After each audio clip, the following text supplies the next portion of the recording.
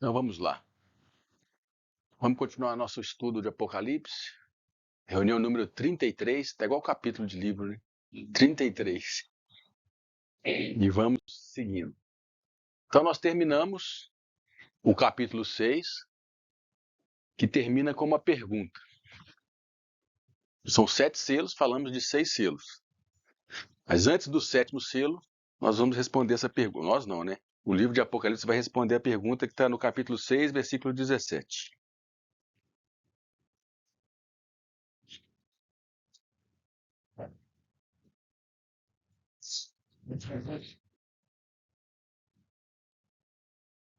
Seis 17.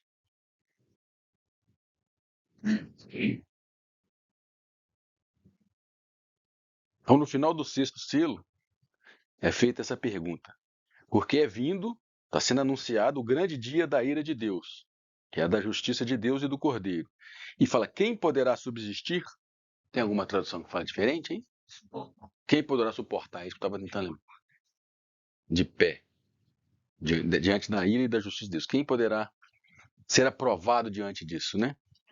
Então, quem poderá subsistir? É o que vai falar o capítulo 7 de Apocalipse. Então, quando a gente estava fazendo o nosso estudo, lembra que nós fizemos aqui um esqueminha. A gente já viu o capítulo 1, 2 e 3. Estamos no ano de 2024 e prosseguindo. E um dia vai reunir-se o Conselho de Deus no céu, que é escrito no capítulo 4 e 5, do qual Jesus, a partir do capítulo 6, vai executar o que vai sair desse conselho. Que são o livro com 7 selos. Então nós já vimos 6 selos no capítulo 6. A continuação é no capítulo 8, o 7º selo, depois das trombetas. Então, só para lembrar que o capítulo 7 é um parênteses. O livro de Apocalipse tem uma sequência dos fatos, mas antes de continuar para o 7º selo, ele faz um intervalo. Esse capítulo 7 é um intervalo, que é o quê? Responder à pergunta do último versículo do capítulo 6, após o 6º selo. Quem poderá subsistir?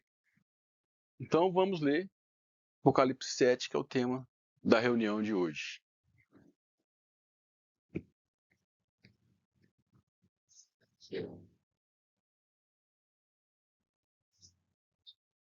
Então, antes do 7º selo, tem o capítulo 7. Depois disso, depois de tudo que ele viu dos 6 primeiros selos, vi 4 anjos em pé nos 4 cantos da terra, retendo os 4 ventos da terra, para que nenhum vento soprasse sobre a terra, nem sobre o mar, nem contra árvore alguma. E vi outro anjo subindo do lado do sol nascente, tendo o selo do Deus vivo, e clamou com grande voz aos 4 anjos, a quem fora dado que danificasse a terra e o mar, dizendo: Não danifiqueis a terra, nem o mar, nem as árvores, até que selemos na sua fronte os servos do nosso Deus. E ouvi o número dos que foram assinalados com o selo: 144.000 de todas as tribos dos filhos de Israel. Da tribo de Judá havia 12.000 assinalados. Da tribo de Ruben, 12.000. Da tribo de Gade, 12.000. E da tribo de Asser, 12.000. Da tribo de Naftali, 12.000. Da tribo de Manassés, 12.000. Da tribo de Simeão, 12.000. Da tribo de Levi, 12.000. Da tribo de Sacar, 12.000.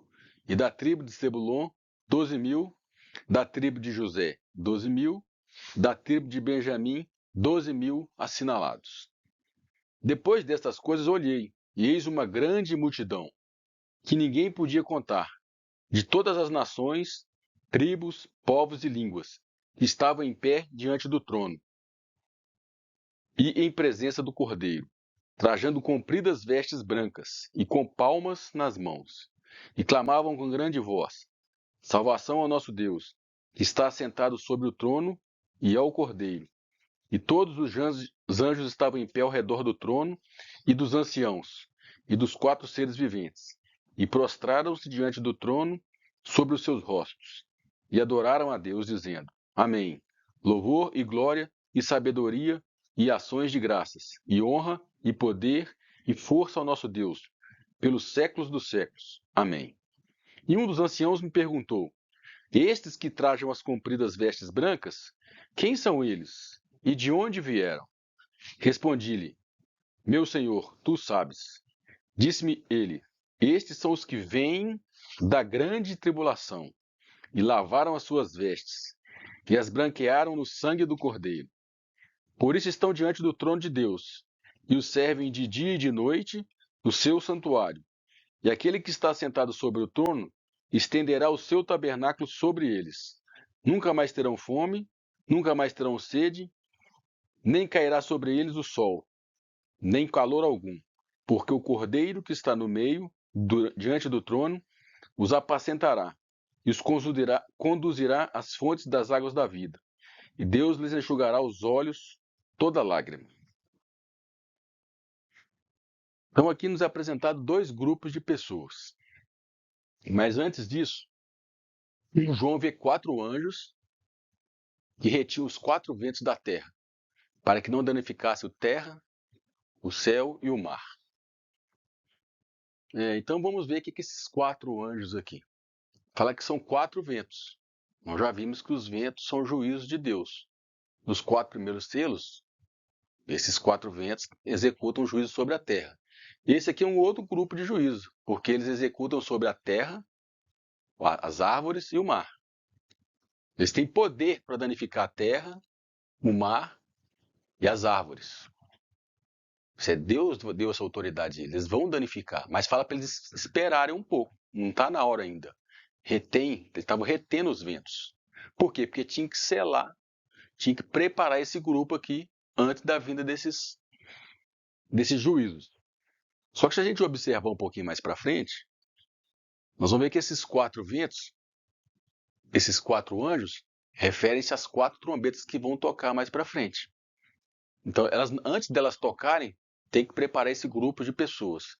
E por que eu estou falando que essas 4 trombetas são esses 4 anjos que têm poder de danificar isso? Quando a gente lê aqui as 4 trombetas, nós vamos ver que eles executam o juízo sobre a terra, sobre o mar e sobre as árvores. E as trombetas, nós vamos mais para frente, elas dividem também em 2 grupos, 4 mais 3, igual os selos. Então vamos ler rapidinho as trombetas aqui, só para ver como que realmente, quando é tocada as trombetas, o juízo agora vem sobre a natureza. Nos selos, os 4 primeiros vieram sobre a humanidade em geral. Foi política, foi guerra, foi fome. Agora vem sobre a natureza. É os anjos que têm poder sobre a natureza. Deus deu esse poder a eles. Então vamos ler aqui a primeira trombeta, só para a gente ver como que realmente eles agem sobre esses 3 pontos aí. 8, 7. O primeiro anjo tocou a sua trombeta, e houve saraiva e fogo misturado com sangue, que foram lançados na terra, e foi queimada a terça parte das árvores e a toda a erva verde. O segundo anjo tocou a sua trombeta, e foi lançada no mar, como que um grande monte ardendo em fogo, e tornou-se em sangue a terça parte do mar. E morreu a terça parte das criaturas viventes que havia no mar, e foi destruída a terça parte dos navios. O terceiro anjo tocou a sua trombeta, e caiu do céu uma grande estrela, ardendo como uma tocha, e caiu sobre a terça parte dos rios, e sobre as fontes das águas. Então foi afetada a água doce. O nome da estrela era Absinto, e a terça parte das águas tornou-se em absinto, e muitos homens morreram das águas, porque se tornaram amargas. O quarto anjo tocou a sua trombeta, e foi ferida a terça parte do sol, a terça parte da lua e a terça parte das estrelas, para que a terça parte deles se escurecesse e a terça parte do dia não brilhasse, e semelhante à da noite. Então até aí tá bom. Então você viu que esses 4 anjos que são impedidos de agir, porque ainda tem que preparar um grupo de pessoas, são justamente o que eles têm poder, que fala no versículo 1. Eles têm poder sobre a terra, sobre o mar e sobre as árvores. E quando a gente lê as trombetas, são o som que os 4 primeiros anjos agem. Na terra, no mar e nas árvores. Então, antes de tocar as 4 trombetas, que é a sequência aqui, Jesus fala, não toca ainda não. Fala que eles estavam retendo os 4 ventos. E esses 4 ventos a gente sabe que são juízos de Deus. Por quê? Aí nós vamos ver por quê, porque tem 2 grupos de pessoas que têm que ser preparadas. Então, aí... Mas aqui são outros que são juízos. Aqui são outros, não são os cavalos, não, são outros juízos. É, os ventos sempre são juízos na Bíblia. Aqueles ventos do Apocalipse, dos cavalos, são os primeiros juízos. Aqui são outros juízos também. O vento é sempre juízo na Bíblia. Mas eles são de um juízo de Deus que no cílio está representado pelos cavalos. Agora aqui outros ventos, entendeu? Só que o juízo agora é das trombetas. Segurando. Para não tocar ainda. Porque como é que eu sei que é as trombetas? Porque aí fala que eles têm poder sobre a terra, sobre o mar e sobre as aves. E quando a gente lê a trombeta, a gente vê justamente isso. E eles atuando sobre essas três partes, sobre a natureza. Então, antes deles agirem, ainda não age não. Tem um grupo aqui que vai ser apresentado para nós no capítulo 7. É isso que nós vamos conversar hoje. Entendeu, né? Entendi. Então, eu acabei de ler Apocalipse 8, 6, 13. Então, vamos ver aqui os dois grupos que é apresentado no Apocalipse 7. 144 mil da tribo de Israel. É bem específico isso aqui. Apocalipse 7, 4 a 8. Então, o Apocalipse 7 é dois grupos. Os 144 mil da tribo de Israel e a grande multidão das nações, tribos, povos e línguas. Então, os judeus e os gentios. Mas os gentios salvos. Os dois grupos aqui. Que é a segunda parte, do versículo 9 ao 17. Das tribos de Israel, fala que eles foram selados na fronte. Nós vamos ver. E fala que era 12 mil de cada tribo. Mas aqui já tem uma curiosidade. Tem duas tribos que não aparecem. Dan e Efraim. E aí nós vamos ver mais para frente alguma explicação por quê de não aparecer. E da grande multidão, fala que eles vieram da grande tribulação e que eles lavaram as suas vestes. Então, são características desses dois grupos.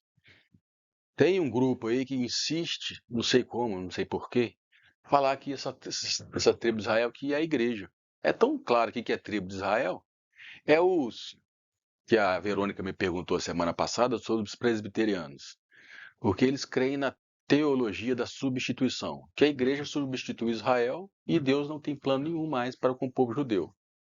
Nós já falamos sobre isso aqui, tem esse versículo, mas eles agarram na tradição da teologia reformada que veio de Lutero e Calvino e não agarram. Mas eu não sei. É pura imaginação falar e negar isso aqui. Está escrito que é. E nós vamos ver por que, que Deus ainda, a gente já sabe um pouco por quê, porque falta uma semana, mas por que, que Deus ainda tem um pacto com Israel. Está explícito aqui. Dois grupos. Um é a grande multidão, mas Israel não. Vem das nações. Povos, línguas e nações.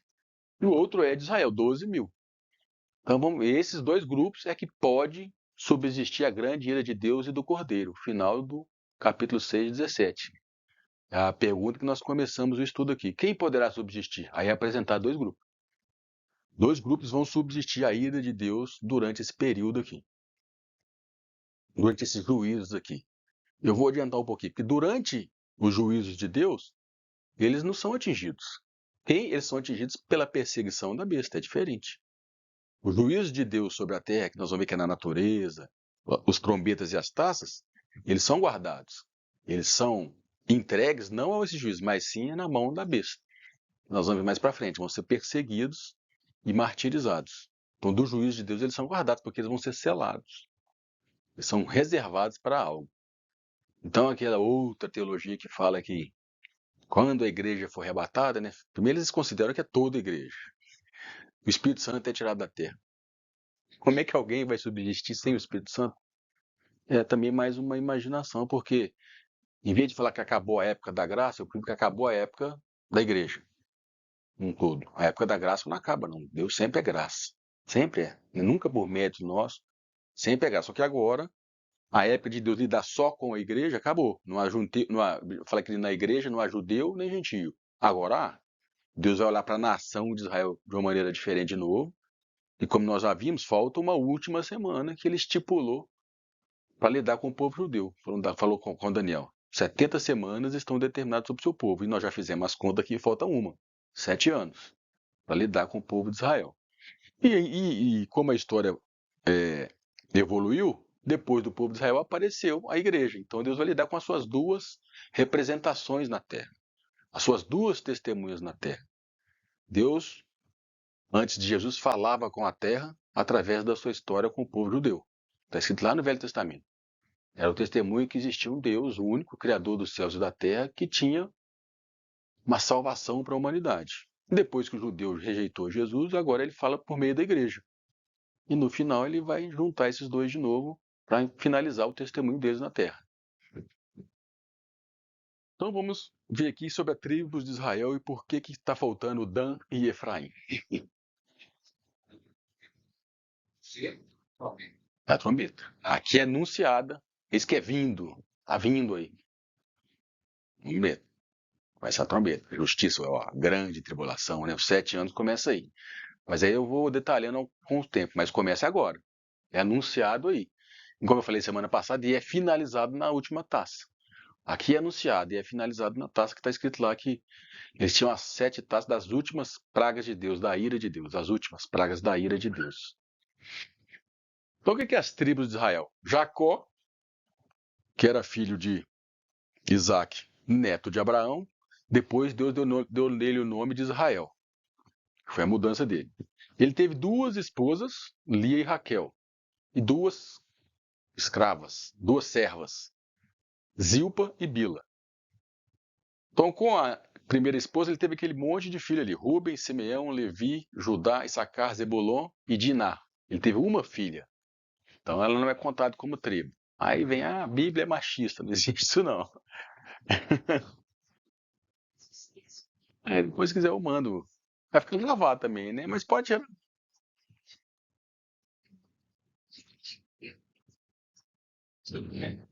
Então, com a Lia, ele teve 6 homens e uma mulher.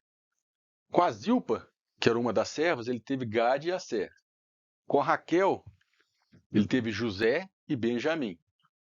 E com a Bila, ele teve Dan e Naftali, as 2 eram servas. De José veio mais 2, Efraim e Manassés, porque José teve a porção dupla. Ele recebeu a direito, a herança do primogênito, porque aí nós já estudamos, porque Rubem rejeitou a herança, ele era o primogênito, né? Só que Efraim e Dan não estão contados nas 12 tribos de Israel. No lugar dele está José e Levi, porque Levi lá no Velho Testamento não tinha herança. A herança era o próprio Senhor, então ele não era contado. Então, tirando Efraim e Dan, colocando José e Levi, aí ficam 12. 12 vezes 12, 144 mil. Por que Dan e Efraim não está? Aí eu vou repassar o que eu li. Eu não aprofundei para ver se está certo ou não, mas tem fundamento. Mistura. Tem uma explicação e eu vou repassar a explicação que eu aprendi. Por que essas 2 tribos não estão nesse período aqui? Porque aí não quero complicar muito, porque no milênio, lá em Ezequiel 48, quando fala do novo templo, muito provavelmente se refere ao milênio, o Dan aparece de novo. Mas nesse período aqui, ele não é selado não, mas eu não vou entrar nesse detalhe não, para não complicar muito. Então vamos ler lá em Deuteronômio 29. Moisés, antes de morrer, deixa algumas observações para o povo de Israel. Ele está no final da vida, então ele está falando para a nova geração que nasceu durante o deserto e os pais deles morreram porque rejeitaram entrar em Canaã. O capítulo 28 e 29 é um monte de advertência de Moisés.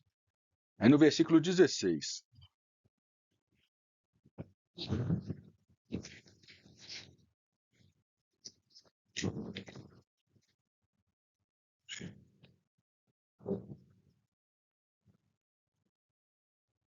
Vinte 16. 29 e 16. Moisés, no discurso, fala assim: porque vós sabeis como habitamos na terra do Egito, e como passamos pelo meio das nações, pelas quais passastes, e vistes as suas abominações, os seus ídolos de pau e de pedra, de prata e de ouro, que havia entre elas.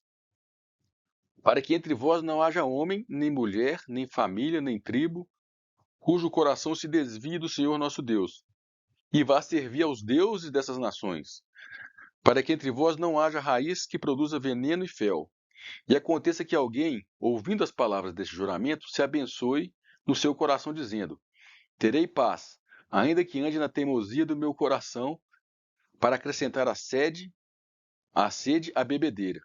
O Senhor não lhe quererá perdoar, se serviu outros deuses. Pelo contrário, fumegará contra este homem a ira do Senhor, e o seu zelo e toda a maldição escrita neste livro pousará sobre ele. E o Senhor lhe apagará o nome debaixo do céu. Então, resumindo, Moisés falou: se você servir os deuses das outras nações, Deus não lhe perdoará. Falando do povo de Israel. Ele apagará o nome debaixo do céu. E aí, na história do povo de Israel, tem um episódio em 1 Reis que fala de Efraim e de Dan. Vamos para frente aí. 1 Reis, capítulo 12.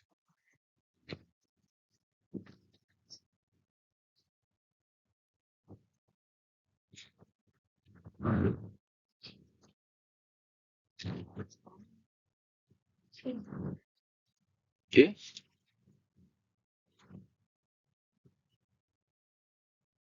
Judá é filho de Jacó, filho de Israel. Né?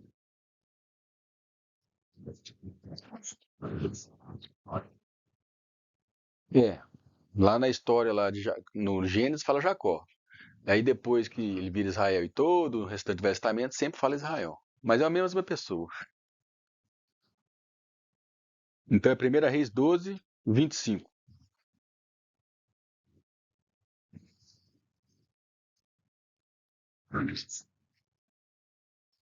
Então acontece aqui, Abraão morreu, e aí ficaram o filho dele, Roboão, e Jeroboão era um outro. Roboão era filho de Salomão. E Jeroboão era um servo de Salomão que se revoltou. E aqui a nação de Israel começou a dividir em dois. Aí Jeroboão fez isso. Jeroboão edificou em Siquém, na região montanhosa de Efraim, e habitou ali. E saindo ali edificou Penuel. Disse Jeroboão no seu coração: agora tornará o reino para a casa de Davi, que é onde, lá em Jerusalém. Se este povo subir para fazer sacrifício na casa do Senhor em Jerusalém, o seu coração se tornará para o seu senhor, Roboão, rei de Judá, que tinha direito e a herança do reinado. E matando-me, voltarão para Roboão, rei de Judá. Pelo que o rei, tendo tomado conselho, fez 2 bezerros de ouro. Jeroboão fez 2 bezerros de ouro e disse ao povo: basta de subires a Jerusalém. Eis aqui teus deuses, ó Israel, que te fizeram subir da terra do Egito. Olha que loucura. E pôs um em Betel e o outro em Dan. Ora, isto se tornou em pecado, pois que o povo ia até Dan para adorar ao ídolo. Então Jeroboão falou assim, ele estava com 10 tribos num lugar, em Siquém. Aí ele fez imagens, fez deuses para o povo não ir para Jerusalém e não ficar do lado de Roboão, onde ficou as outras 2 tribos, Judá e Benjamim. E assim que dividiu o povo de Israel depois que Salomão morreu. Então em Dan, na região montanhosa de Efraim, ele edificou ídolos e falou que aqueles ídolos foram que libertou eles do povo do Egito. Olha que loucura. E ali eles seguiram esses deuses. Foi. O povo de Israel era duro. Então, por causa desse pecado aqui, eles falam que é um dos motivos dele não estar contado ali entre os 144 mil. E fala que é na região montanhosa de Efraim. E em Oséias também fala sobre Efraim. Aqui nós falamos sobre Dan, e fala também que é a região montanhosa de Efraim. Os dois que não constam lá na lista dos 144 mil. E em Oséias fala assim de Efraim, depois de Daniel. Oséias 4, 16 e 17. Então, a partir daqui, Crisinha, de reis, quando fala Israel, é 10 tribos. E quando fala Judá, 2 tribos. Porque se dividiu. Desse episódio ali, depois que Salomão morreu. Oséias capítulo 4, no versículo 16. Então Oséias está profetizando para Israel as 10 tribos. Porque como novilha obstinada se rebelou Israel. Nós vimos lá o começo da rebelião. Agora o Senhor os apacentará como um cordeiro no lugar espaçoso. Efraim está entregue aos ídolos. Deixa-o. Então aqui é um outro versículo também para mostrar como que as 2 tribos lá no passado se rebelaram contra Deus E é um dos motivos, é uma explicação que eles dão para ele não estar ali contado entre os 144 mil.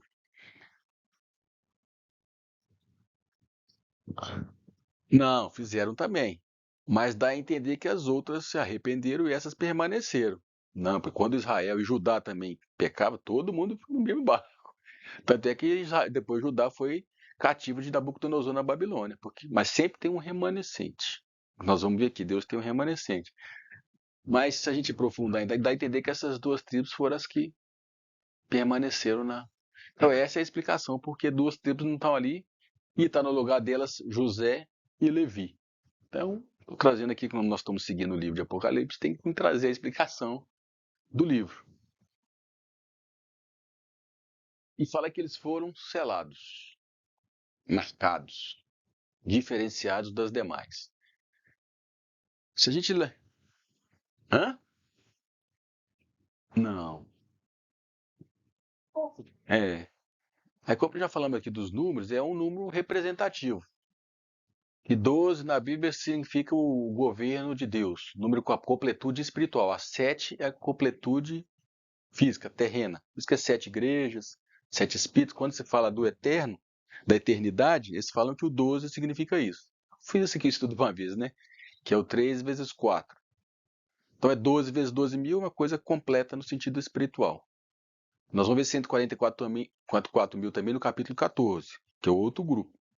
A maneira de Deus mostrar que esse número aqui está completo, não falta ninguém. É um estudo dos números que a gente já falou aqui uma vez, mas não é literal, não. Senão vai ficar pouco, né? Os testemunhas de Jeová acreditam que é literal. Aí eu não sei como é que faz para caber todo mundo lá dentro, não, né? Alguém fica de fora. Mas eles entendem assim. Por isso que é testemunhas, né? 144 mil testemunhas de Jeová. Eles entendem que é literal. Então, outra característica dessas tribos de Israel é que eles são selados. Então, nós vamos ver sobre o que significa esses selados. Lá em Efésios, fala assim, Efésios 1,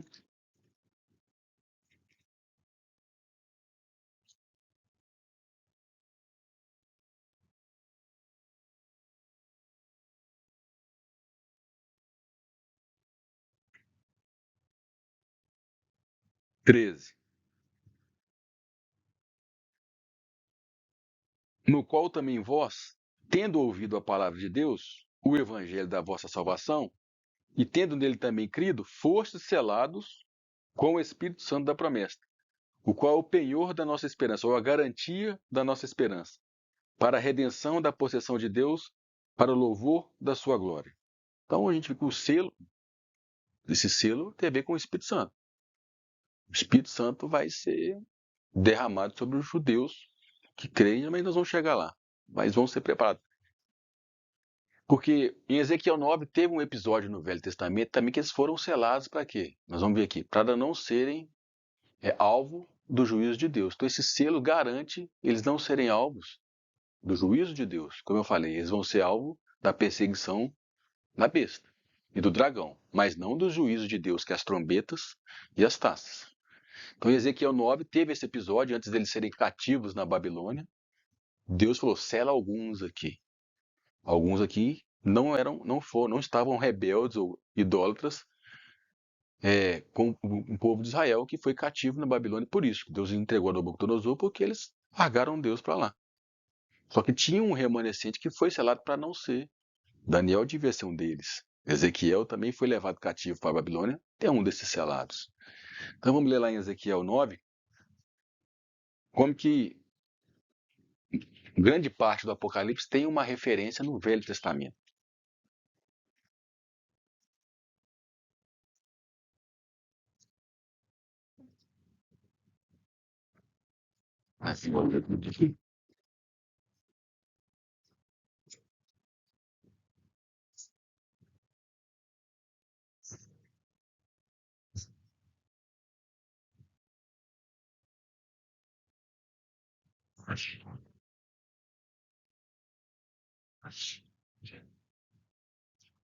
Ezequiel 9.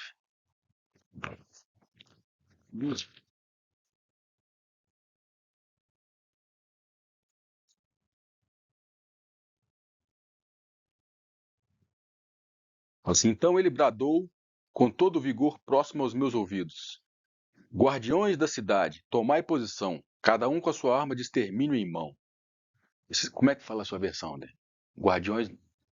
Depois vi chamar com forte voz do vento. Acerquem-se os carrascos da cidade, empunhando cada um a sua arma mortal.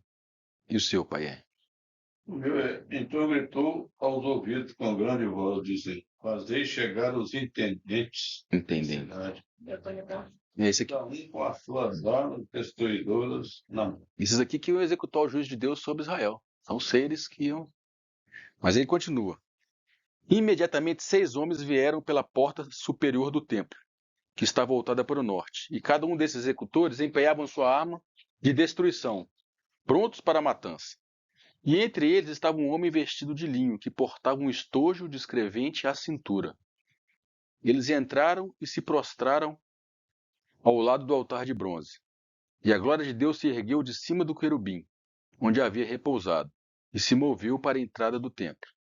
E o Senhor chamou o homem vestido de linho, que trazia o tinteiro de escrivão na cintura. Então ele tinha um estojinho de tinta.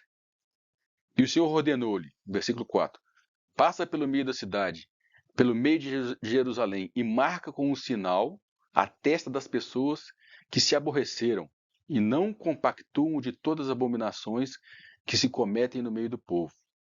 Enquanto eu ouvia isso, ele disse aos executores: Passai, pois, pela cidade, seguindo os passos do escrivão, exterminai sem piedade nem compaixão todos os demais.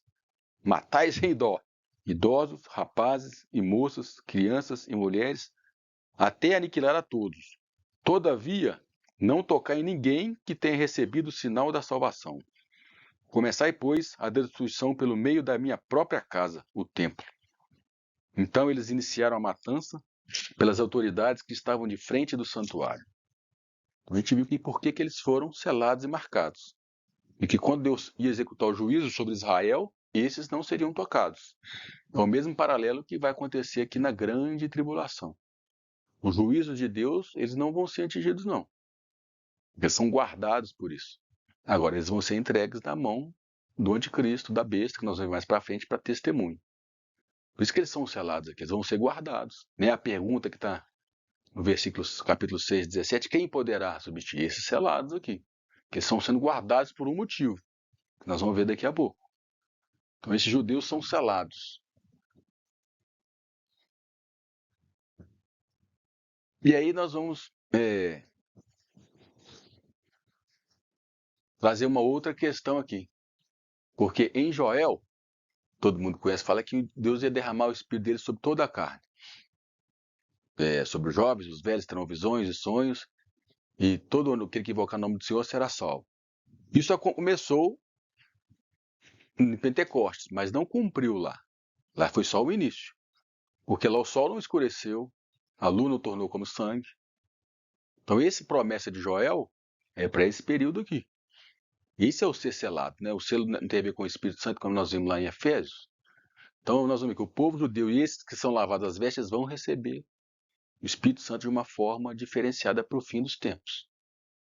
Vamos ler aqui em Joel 2, 28.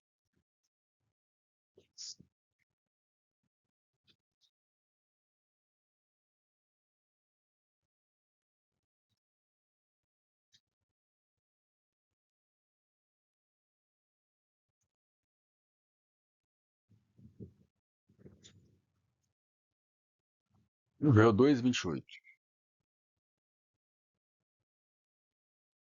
Acontecerá que... Esperança.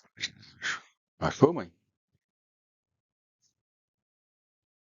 Acontecerá que depois derramarei o meu espírito sobre toda a carne.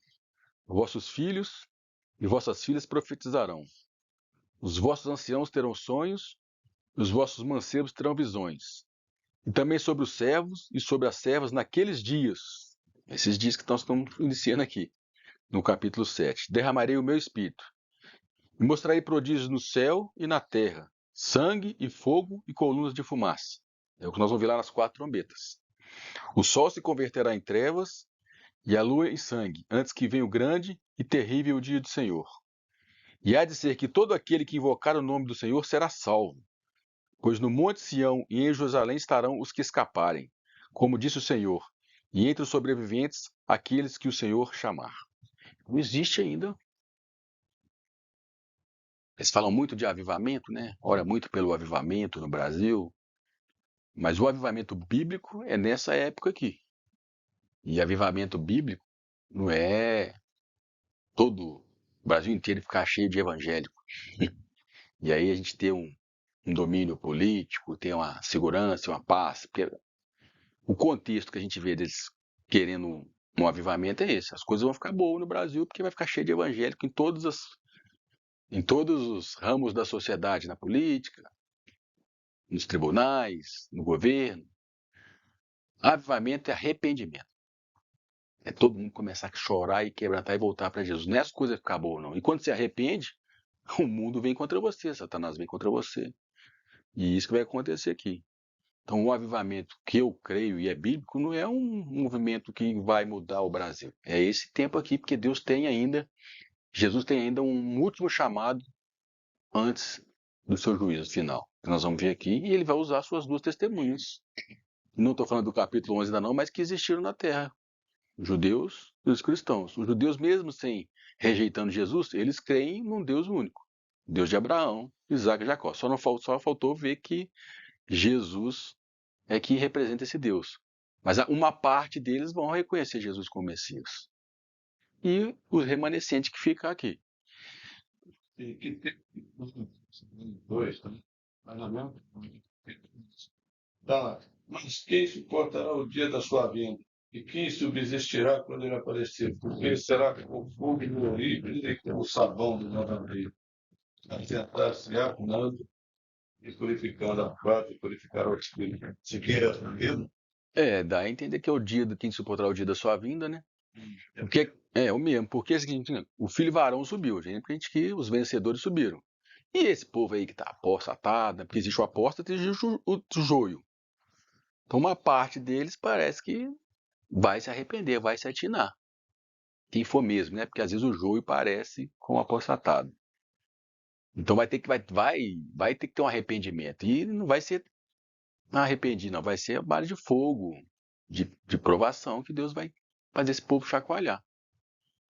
É porque parece que na apostasia, você não sabe quem é quem para a gente fazer apostasia. Houve a apostasia da igreja primitiva, que a gente vê a igreja católica. Misturou. Aí é a igreja considerada cristã. Mas aí você fala assim, mas quem é salvo aí, né? Fica assim, não dá para julgar, mas parece que a coisa ficou muito assim, agora baixou demais o nível. É. Mas hoje também na apostasia dos últimos tempos também a coisa, o nível estava tão baixo que só o fogo poderá dizer Só o fogo. Por isso que ele vem como um fogo e como sabão dos lavandeiros. subsistir. Por exemplo, quem que será o verdadeiro aí, né? Quem que vai suportar essa lavagem, essa limpeza? Só É, que tem muitos que dizem ser ou parece ser, mas mas não não é. são. É isso que é uma questão hoje, porque as pessoas às vezes entram para dentro da igreja evangélica, falam bem, cantam bem, conta testemunho, mas é só o tempo que dirá quem que é quem. Eu sempre falo isso. Ah, fulano converteu uma benção. Ou fulano foi transformado porque foi em tal curso. Vamos esperar. Se não foi pela Bíblia ou pela palavra, E haverá até sinais e prodígios, curas, coisas espantosas, como diz, que parece ser. é. E a verdade? E esse tempo que nós estamos lendo aqui, tanto nos selos como agora, é um tempo de definir quem que é. Primeiro definiu-se quem é filho varão, nós já vimos. E agora vai definir quem que é esse remanescente aqui, essa última parte. Tanto dos judeus como da grande multidão, não os judeus. Vai ter uma purificação. Para isso que existe o juízo de Deus. Não só para condenar, mas também para purificar, para definir quem que é quem. E o Espírito Santo vai ser. É tribo de Israel. Mas existe um outro grupo que tem uma característica também, que é o. Não, aí que tá. Não tá no céu, não. Não, aí nós vamos chegar lá. Porque aqui, eu vou falar do segundo grupo. Tá respondendo a pergunta, tá mostrando a condição deles no futuro. Só está mostrando que grupo que é que vai subsistir, mas já está mostrando a condição deles no futuro. Eles vão estar nessa condição aí, essa grande multidão. É no céu mesmo. Aí nós vamos fazer um comparativo com outro texto mais para frente de Apocalipse. Não agora. É o grupo que vai subsistir. Está mostrando a condição dele depois de passar pelos 7 anos, onde que eles vão estar. Foi lembrar o Apocalipse do mundo antigo. Quem não construiu a arca naufragou, Naufragou. morreram, né, afogados. E hoje, quem não construiu uma arca resistente ao fogo, mas não é a arca de madeira, É. não vai subsistir não a água, mas não vai subsistir ao E fogo. aí o construir a fala que eles lavaram as suas vestes. Eles... Para flutuar em uma água, uma arca resistente ao fogo, né? É. Mas não esse fogo aí natural. Mas ele tem selo essa multidão, selado. Selada com o Espírito Santo. O Espírito Santo mostra que eles são selados. O outro, eles lavaram as suas vestes. Pelo Espírito Santo também, só que não é usado o termo selado. Mas eles também têm uma marca. Eles já têm o Espírito Santo porque eles aceitaram Jesus, mas tiveram que lavar suas vestes. São separados. Você vê que o filho varão, que nós vimos no quinto selo, foram dadas a eles compridas vestes, porque já tinham lavado aqui. Sempre tem as vestes. Tem uma condição para estar nessa, para subsistir. No caso dos judeus aqui, eles foram selados. Eles vão reconhecer Jesus. Nós vamos terminar aqui. Não, nós vamos continuar aqui. Porque não é DNA que salva ninguém, não. Eu sempre falo isso. Foi o que João Batista falou com os judeus. Não presumais de vós mesmos, porque tendes por pai Abraão. Arrependei-vos, dá fruto de arrependimento. Então, o que João Batista falou? Não adianta vocês serem só judeu, não. É justamente isso. Vocês têm que produzir fruto digno de arrependimento, porque agora o reino dos céus é chegado. Ou, em outras palavras, vocês têm que nascer de novo. E aqui nós vamos ver aqui em Romanos 11, que se tem um se lá, e eles vão ser enxertados novamente. Então tem um remanescente aqui, porque vai ter um grupo que vai lembrar de Jesus. Está escrito lá em Mateus. E desde agora não me vereis, até que reconheceis aquele que... Está escrito lá em Mateus 23, reconhecer Jesus como Senhor. Existe um pequeno remanescente que vai reconhecer. E sobre o Espírito Santo que eu estou falando que vai ser derramado aqui, porque tem um versículo lá em Tiago que é interessante. Vamos ler lá.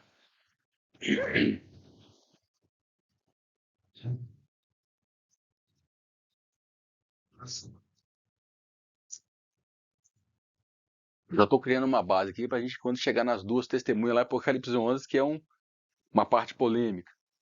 Tem várias interpretações, mas a gente, quando chega. Tiago 5, no versículo 7.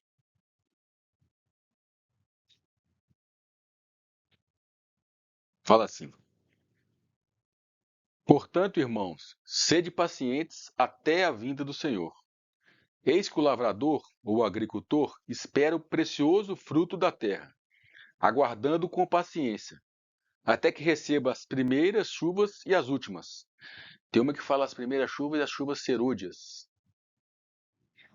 Temporãs e serôdias, é isso que eu queria lá. O que é? As primeiras e as últimas chuvas. Então, um agricultor, quando faz uma plantação, para o fruto vir, ele dá primeiras chuvas, ele espera as primeiras chuvas e aí vai indo lá o desenvolvimento da agricultura. E tem as últimas chuvas para que o fruto venha.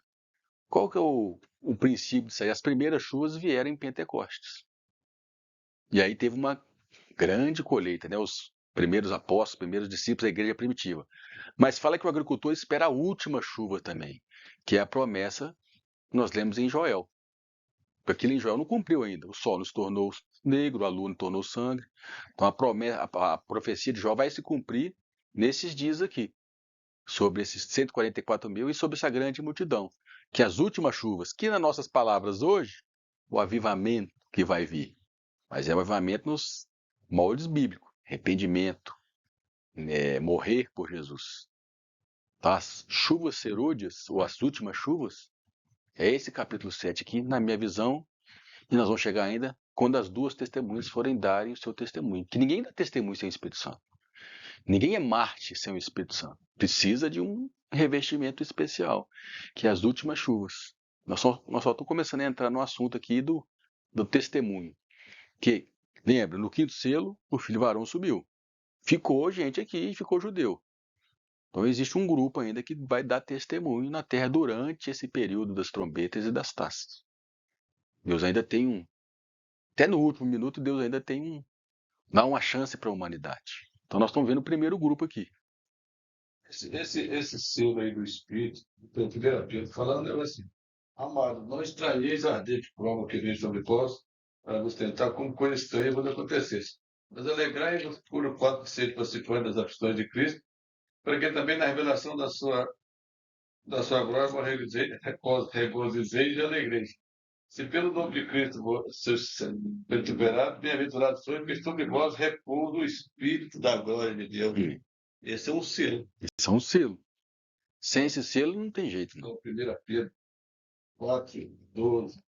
O selo é uma marca, uma confirmação. Né? É um penhor, como a gente viu lá em Efésios. Então aí, Romanos 11 vai explicar, como já falamos aqui, sobre a história do povo judeu. Por que Deus... Você viu que a gente estava falando aqui do Apocalipse. As cartas das igrejas, os selos, e agora Deus volta de novo a colocar o povo judeu no plano dele, porque estavam rejeitados. Por que estavam? Porque rejeitaram Jesus. E o Apocalipse e Romanos 11 explica agora o destino do povo judeu. Que muitos, igual eu falei aqui, né, tende a seguir a tradição da teologia reformada e falar que... Mas aí não sei como é que explicam Romanos 11, né? O nosso querido irmão Caio Fábio, eu já vi um vídeo ele fala, acho que eu já falei isso aqui, ele fala que se Romanos 9, 10 e 11 não tivesse na Bíblia, não fazia diferença. Que autoridade, quem que é ele para achar o que devia estar na Bíblia, não? Mas infelizmente que falou por quê? Como é que explica o judeu, né? É difícil explicar que Deus ainda tem um plano para o judeu, porque vai em contra a tradição da teologia reformada. Quando eles falam teologia reformada, é aquela que veio de Calvino, que é o que os presbiterianos seguem, vocês estão lá. E aí eles não creem mais, Deus não tem mais plano para o judeu. Então vamos ler aqui em Romanos 11. Mas Israel voltou a ser uma nação, está lá, e está indo como centro das atenções do mundo, né? Romanos 11.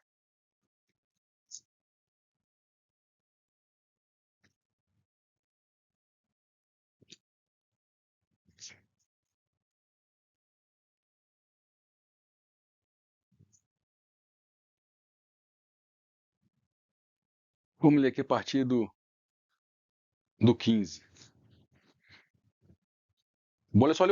Só vou ler o primeiro versículo do 11. Como é que Paulo está introduzindo o assunto. Indago, portanto, a casa de Deus rejeitou o seu povo? De forma nenhuma. Aqui a resposta daqui. Agora vai explicar por que ele não rejeitou. Está falando dos judeus. Ora, eu mesmo sou israelita, descendente de Abraão, da tribo de Benjamim. Deus não desprezou o seu povo que de antemão conheceu. Ou não sabeis que a Escritura diz sobre Elias? Como ele clamou a Deus contra Israel, segundo afirma a Escritura. Senhor, isso é Elias na época lá, né? Achou que estava sozinho. Assassinaram teus profetas e destruíram os teus altares, e somente eu permaneci, e agora procuram matar-me também. Entretanto, lhe declarou a resposta divina: reservei para mim 7.000 homens, que não dobraram os seus joelhos diante de Baal. Daqui é um princípio, que, como Deus reservou 7.000 lá diante de Baal, ele vai reservar também aqui 144.000, que é o nome figurado, durante a grande tribulação, durante o final. E aí nós vamos pular aqui só para a gente continuar. Então Deus também tem um remanescente, assim como teve na época de Elias, tem um remanescente no final. Que ele não rejeitou o povo que um dia chamou. Está escrito aqui. Eu não entendo por que essa teologia insiste nisso. Então vamos para o versículo 15. Porque se a rejeição deles, do povo de Deus, dos judeus, significa a reconciliação do mundo, o que será a sua aceitação, se não vida dentre os mortos? Se é santo uma parte da massa, que é oferecida como primícia dos frutos, a massa toda igualmente o é. Se a raiz é santa, todos os ramos também o serão. E se algum dos ramos foram podados, que é os judeus, e tu, sendo oliveira brava, falando dos gentios nós, foste enxertado entre outros, e agora participantes da mesma seiva que flui da oliveira cultivada, então Deus chama os judeus e os gentios, né, os salvos, a igreja, de oliveira. Estou falando isso aqui porque vai nos ajudar a entender Apocalipse 11 quando a gente chegar lá. Oliveira é aquela planta que produz o azeite, as oliveiras. No 18, não te vanglories contra estes ramos. Quer dizer, vocês, igreja, não conta vantagem sobre os judeus, não. E é o que essa teologia faz. Está falando o contrário aqui. Não conta vantagem, não. Porque vocês foram enxertados, foram colocados no plano de Deus que começou com os judeus. Deus começou com Abraão, Isaac e Jacó. E nós entramos nesse plano. É isso que está dizendo. Essa que é a analogia de ser enxertado como ramos, né? No versículo 19, então vós direis, os ramos foram cortados para que eu fosse enxertado? Quer dizer, os judeus foram rejeitados para que nós conhecêssemos a salvação? É verdade. Entretanto, eles foram podados por causa da incredulidade deles, porque eles rejeitaram Jesus. Não porque Deus realmente não quis eles mais. Porém, nós, igreja, permanece firme pela fé. Não te envaideças, mas teme. Porque se Deus não poupou os próprios ramos naturais, de igual maneira não poupará a ti. Então tem uma advertência para a igreja. Se vocês forem incrédulos, eles rejeitaram Jesus de maneira física, prática, né? Nós podemos rejeitar Jesus se a gente rejeitar a obra do Espírito Santo em nós. Então teme. Essa é a advertência que está fazendo. Pode acontecer com o cristão que está lá em Gálatas 6. Já depois firme da liberdade, o prefeito do libertou. Não gosto dele está debaixo do primeiro da servidão, porque separado está de Cristo. O cristão corre o risco de ser separado também. E não ser um vencedor.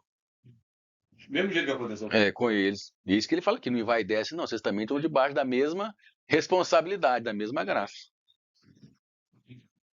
A bondade e a severidade de Deus. No versículo 22 fala isso. A mesma coisa que aconteceu com eles vai acontecer com o cristão. Considera, portanto, a bondade e a severidade. A bondade foi nós sermos colocados no plano. O evangelho da graça chegou a nós. Severidade para com aqueles que caíram, mas bondade para contigo. Desde que permaneça firmes na bondade dele. Tem uma condição. Né? Do contrário, também tu serás excluído, que não é perder a salvação. Agora, quanto a eles, os judeus, caso não permaneçam na incredulidade, então tem a condição, Deus, não basta ser judeu, não. Se não permanecerem na incredulidade, aqueles 144 mil não vão permanecer, não. Serão reconduzidos, porquanto Deus é poderoso para enxertá-los novamente. Eles vão ser conduzidos novamente e esses 144 mil que vão reinar sobre a terra, vão fazer parte do milênio. Esse que é ser enxertado novamente nos planos de Deus. 24. Afinal de contas, se tu fosse cortado de uma oliveira brava por natureza, e de forma sobrenatural fosses enxertado na oliveira cultivada, quanto mais serão enxertados os ramos naturais em sua própria oliveira? Então, os judeus muito mais vão ser conduzidos ao plano. E aí o 25, que a gente já leu muito aqui, e que vai nos responder. Irmãos, não quero que ignoreis este mistério. Então, é um mistério que Paulo está contando agora que ainda ninguém conhecia. Para que não sejais presunçosos, ou sejamos convencidos, orgulhosos, né? Israel experimentou um endurecimento em parte, durante um tempo, até que a plenitude dos gentios haja entrado. Então a gente já viu que essa plenitude aqui é o filho varão. Então, assim que o quinto selo, o filho varão foi arrebatado até o trono, como nós já vimos aqui, Deus volta para os judeus. É o que está acontecendo aqui no capítulo 7. Então, o endurecimento até quando? Até que a plenitude dos gentios haja entrado. Agora Deus olha para o judeu de novo. No Apocalipse 7 para frente, nós temos que considerar agora a nação de Israel. O que acontece hoje? Deus não considera Israel como nação. Todo judeu que é salvo é igreja. Agora, como nação no meio de um contexto político e social, Deus vai considerar de novo aquela nação lá, porque faltam 7 anos para lidar com eles. É isso que Deus falou aqui, em Romanos e Daniel 7. Como nação, Deus ainda não... Deus tem um plano, Deus não tem plano para nação nenhuma. Deus tem plano para a nação santa, que é o povo que é a igreja. Agora, nação, lugar geográfico, ainda não. Mesmo Israel estando lá, Deus está preparando para esse momento aqui. Então, Deus não rejeitou a nação de Israel. E também ela não é especial. Só se aceitar Jesus que ela se torna especial. Porque aquele espaço geográfico lá, Deus tem um plano ainda. Durante o milênio, porque fez uma promessa para Abraão, para Isaac, para Jacó, para Moisés, para Daniel, para Davi, como a gente já falou aqui, tem um lugar, aquele lugar geográfico é especial sim. Mas isso só vai ser especial depois, no milênio. A Jerusalém ali tem um espaço físico aqui na Terra. E a igreja nos céus. Mas aí, mais para frente, a gente já falou sobre isso mesmo. Então Deus tem um reino aqui na Terra e um reino nos céus. Que a igreja vai estar na parte celestial e Israel na parte terrena. Judeu é um povo mundial. Foi na história e sempre foi perseguido. Eles foram perseguidos porque o diabo se levantou contra o testemunho de Deus na terra no Velho Testamento. E no Novo Testamento, depois de Jesus, eles foram perseguidos porque eles falaram, né, que que caia sobre nós o sangue desse justo. E eles falaram isso de Jesus. Então eles estão colhendo a rejeição de Jesus também, depois que Jesus morreu e ressuscitou. No Velho Testamento, porque o diabo levantava as nações para impedir o testemunho de Deus na terra. E assim como o diabo levanta contra a igreja para impedir o testemunho na terra. Uma consequência de ter rejeitado. A de Jesus. E cai sobre nós o sangue desse justo, né? Como nação. Foram rejeitados. Botando povo lá na sinagoga. É. Sinagoga na França. Eles, onde tem judeu, tem perseguição, né? Eles chamam os antissemitas, né? Hitler. Não, você. Começou a chamar de porco, não sei o quê. Eu consegui emprego. Já está tendo uma rejeição. E aí, então, no 26 fala assim: e assim todo Israel será salvo, todo o que não permanecer na incredulidade. Como está escrito: virá de Sião o Redentor, que desviará de Jacó a impiedade. E esta é minha aliança com eles quando eu remover os seus pecados. Quanto ao evangelho, eles são, na verdade, inimigos por causa de vós. Por que inimigo? Porque eles não aceitam o evangelho, não aceitam Jesus. Mas quanto à eleição, eles são amados por causa de quem? Dos patriarcas, Abraão, Isaque e Jacó. Porque os dons e o chamado de Deus são irrevogáveis. Então a promessa que Deus fez, o chamado que Deus fez ao povo de Israel não pode ser irrevogável, Deus não rejeita. Rejeitou temporariamente por causa de nós. Agora, aqueles que aceitarem Jesus no final vão ser colocados novamente como povo de Deus, povo judeu. Então, as duas oliveiras que fala aí é a igreja e Israel. Nós somos chamados de oliveiras. A oliveira é que produz azeite. O azeite na Bíblia tem o significado da unção do Espírito Santo. Então, quando se espreme as azeitonas, se produz azeite. Nós somos o canal de vida do Espírito Santo. Essa é a figura do azeite, né? Então, aqui no capítulo 7, é o fim da rejeição de Israel. Deus vai lidar com eles de novo. É o início da 70ª semana. Então, aqui está anunciando. Então, aqui vai começar os 7 anos. Aqui Israel é visto como uma nação novamente.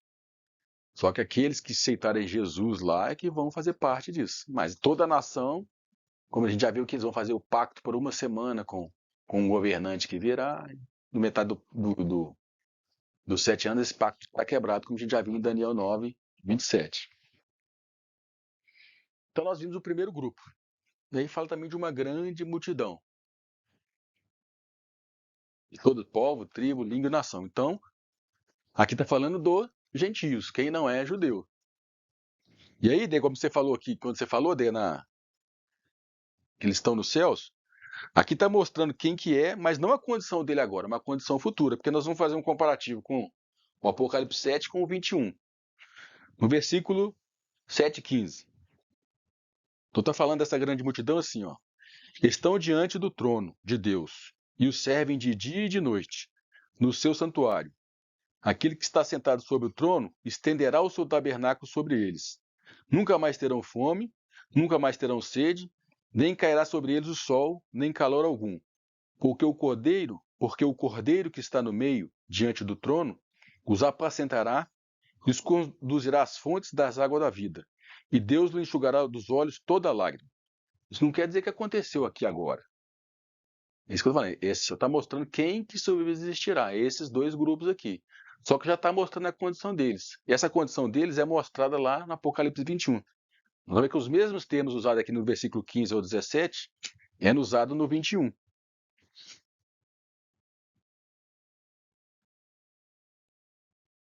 Apocalipse 21.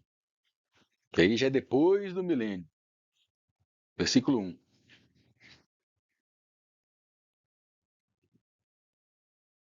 E vi um novo céu e uma nova terra, porque já se foram o primeiro céu e a primeira terra, e o mar já não existe. E vi a santa cidade, a nova Jerusalém, que descia do céu da parte de Deus, adereçada como a noiva ataviada para o seu noivo. Nós já vimos que a nova Jerusalém é feita de judeus salvos e de gentios, que é a igreja, porque tem 12 fundamentos, que é as 12 tribos de Israel, e as 12 portas, que são os 12 apóstolos. E ouvi uma grande voz vinda do trono que dizia: Eis que o tabernáculo de Deus está com os homens. Ela falou que Deus estendeu o tabernáculo sobre eles. Pois com eles Deus habitará, e eles serão o seu povo, e Deus mesmo estará com eles. E ele enxugará de seus olhos toda lágrima. Não haverá mais morte, nem haverá mais pranto, nem lamento, nem dor, porque as primeiras coisas são passadas. E o que estava sentado sobre o trono disse: Eis que faço novas todas as coisas.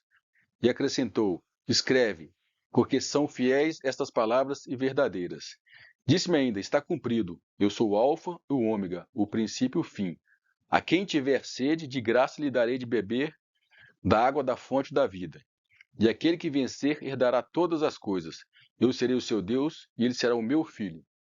Então eu estou fazendo um paralelo dos dois trechos. Você vê que os mesmos dizeres. Então lá no 7 está falando da condição deles aqui. Está mostrando quem que é, a grande multidão, de onde que ela vem, e já a condição dela no futuro. Porque quando a gente lê o Apocalipse, parece que já está acontecendo ali, porque a gente acha que está na ordem. Ó, então já estão no céu? Ainda não. Só está mostrando quem que vai subsistir a vinda dele, a ira do Cordeiro e a ira de Deus. Que são a grande multidão e os 144 mil. Então essa grande multidão, na minha visão, é os vencedores da grande tribulação. Porque os vencedores antes da tribulação já subiram para o trono, que é o filho varão. Então quem vencer a besta, quem subsistir, são os vencedores da grande tribulação. Essa grande multidão, na minha visão, são eles. Porque aí no 20, capítulo 20, verso 4,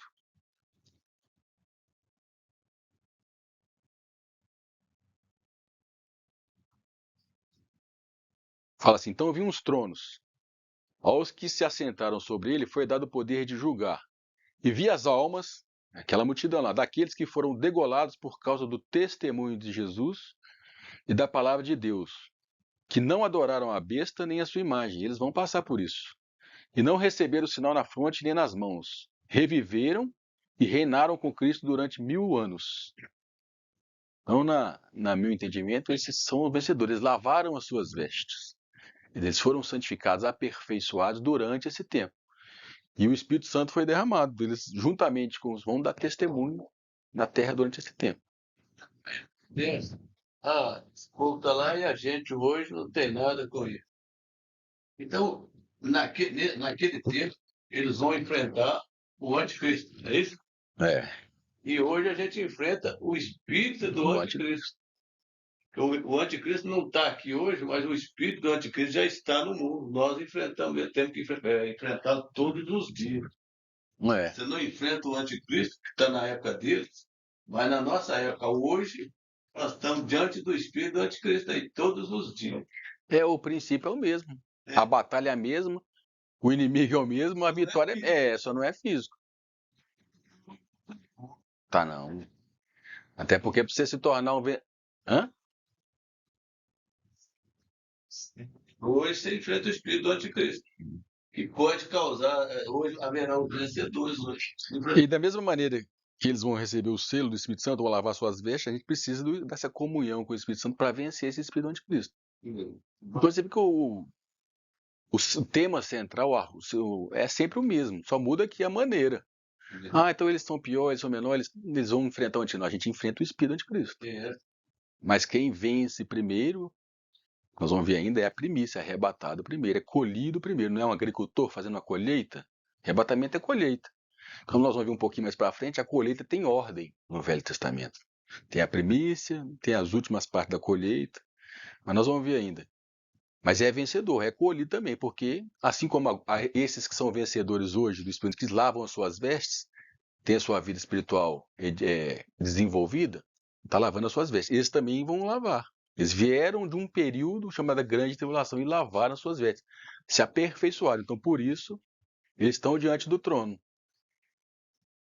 O quê? E é do Espírito do Anticristo? É. Deixa eu ver se eu sou... Cristo que vem o anticristo. Aqui. Deve ser importante. Primeira coisa, concordo.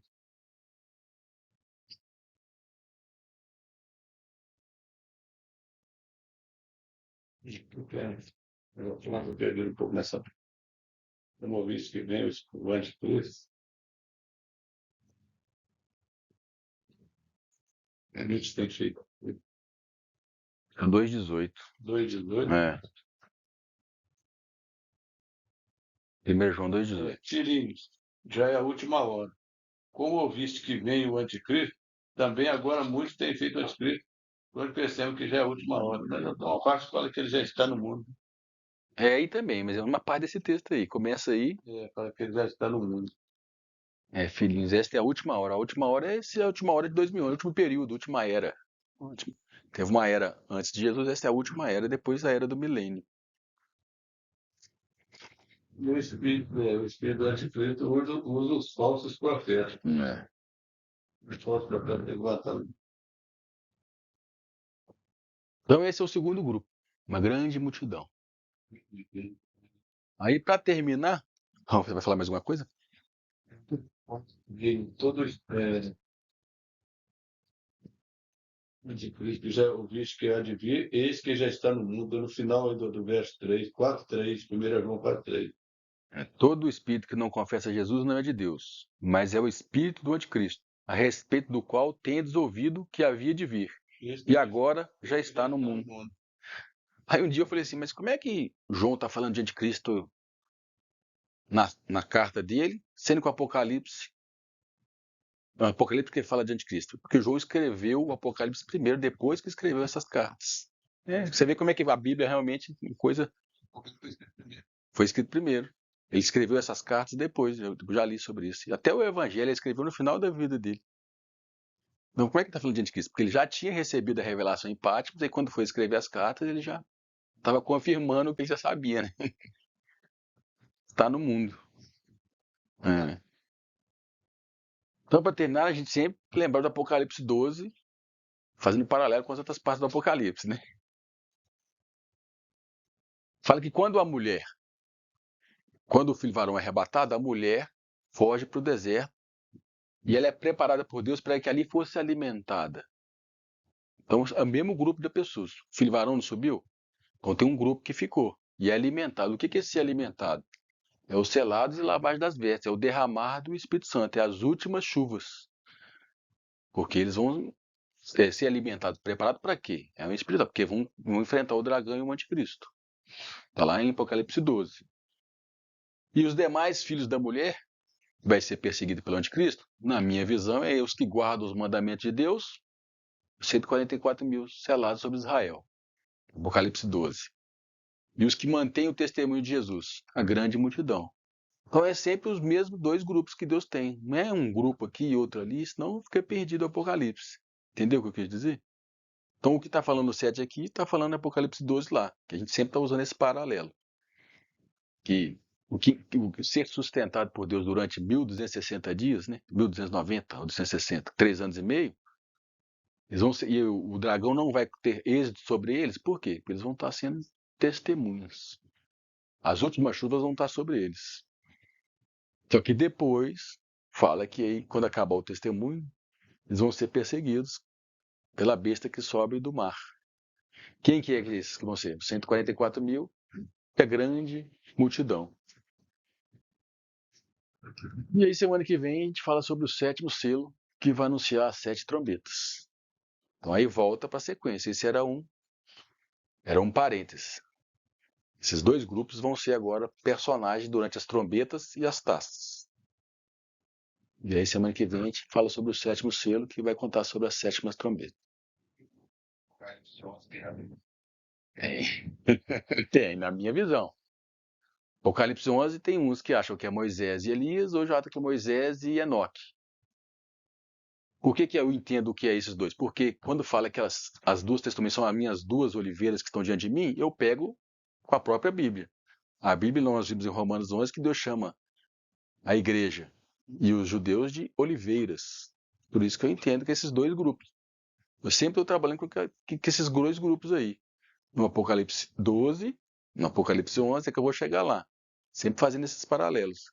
Que é os dois testemunhas de Deus na Terra, no Velho e no Novo.